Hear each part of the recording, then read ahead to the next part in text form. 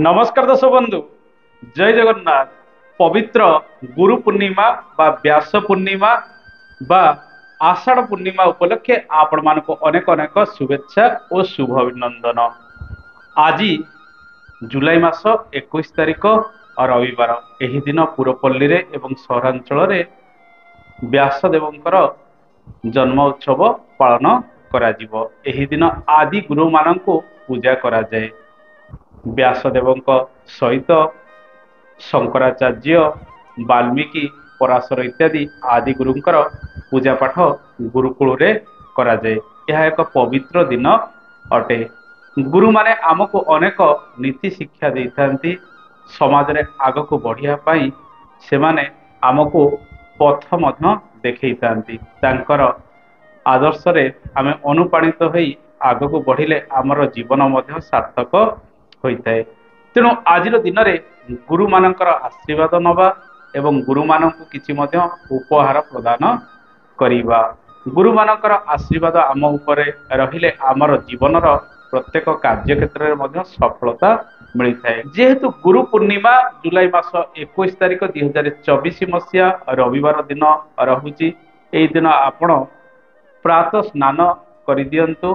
प्रातः स्नान कला परे एही दिन आपण गीता पाठ करंतु। श्रीहरि विष्णुंकर ध्यान इत्यादि कले अनेक शुभत्व फल गुड़िक प्राप्ति होइथाए। पूर्णिमा रहुथिबारु घरे खीरी इत्यादि भोग माँ लक्ष्मी पाखरे लगाइबे एवं पिला मानकु मध्य बांटी देबे। एही दिन हलदिया वस्त्र इत्यादि दान मध्य कले अनेक शुभ फल गुड़िक आपणक जीवन रे मिलिथाए। गुरु पूर्णिमा रहुथिबारु गुरु मानंकु तांकर प्रिय वस्तु को मध्य आपण उपहार स्वरूप देई तांकर आशीर्वाद मध्य नहीं परिबे।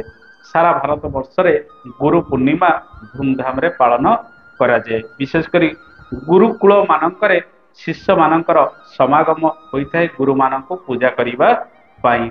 दर्शक बंधु, एही दिन आपणक राशि रे किभଳି शुभ शुभ फल गुड़िक प्राप्ति हब से विषय आगको जानिबा। आसंतु जानिबा एही दिन पंचांगर स्थिति किपरि रहिबो। आमे जदि पूर्णिमार तिथि कहिबा शनिवार जुलाई मास 20 तारिख संध्या 6टा समय ठारू पूर्णिमा तिथि आरंभ होइजिवो एवं ता परदिन अर्थात रविवार जुलाई मास 21 तारिख दिन 3टा 47 पर्यंत रहिबो। तेणु पूर्णिमार रात्रि जदि आमे कहिबा शनिवार दिन आपण पालन करि परिबे।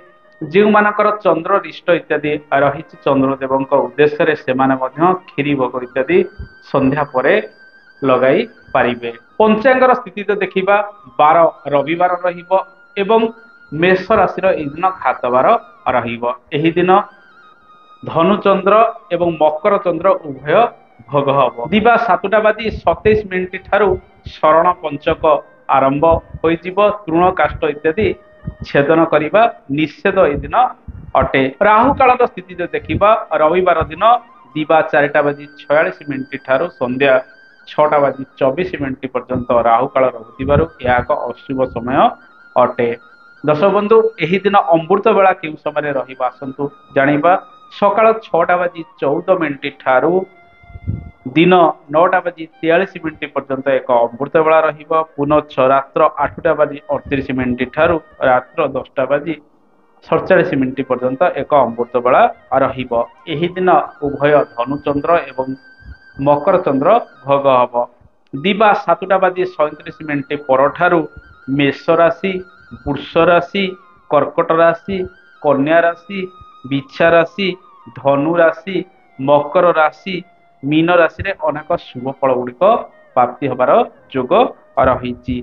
दिबा 3टा बाजी 45 मिनिट परठारू तुला राशि रे शुभ फल वृद्धि पाइबो एवं कुंभ राशि रे मध्य शुभ फल वृद्धि पाइबो।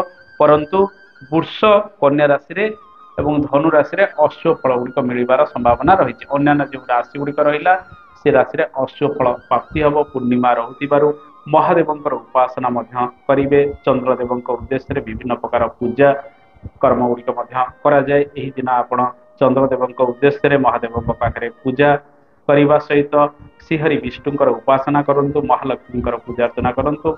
ଆପଣଙ୍କ ଜୀବନ ମଧ୍ୟ ସୁଗମ ହେବ, ଅନେକ କ୍ଷେତ୍ରରେ ଆପଣଙ୍କୁ ସଫଳତା ମିଳିବାର ସମ୍ଭାବନା ରହିଛି। ରାଶି ଚକ୍ରରେ ଯଦି ଦେଖିବା, ଏହି ଦିନ 7:30 ପରଠାରୁ ଚନ୍ଦ୍ରଙ୍କ ସହିତ ଶନିଙ୍କର ଯୋଗ ସମ୍ବନ୍ଧ ରହିବ, ଏହାକୁ ମଧ୍ୟ ଆମେ ବିଶ୍ୱଯୋଗ କହିଥାଉ। ଦର୍ଶକ ବନ୍ଧୁ, ଆଜିର ରାଶିଫଳ କାର୍ଯ୍ୟକ୍ରମରେ ଆପଣଙ୍କର ମତାମତ ଯାହା ବି ରହିଛି କମେଣ୍ଟ ବକ୍ସରେ ଲେଖିବେ। ଆସନ୍ତା ଅଧ୍ୟାୟରେ ଆପଣଙ୍କ ସହିତ ଦେଖା ହେବ। ରହୁଛି, ଜୟ ଜଗନ୍ନାଥ, ଧନ୍ୟବାଦ।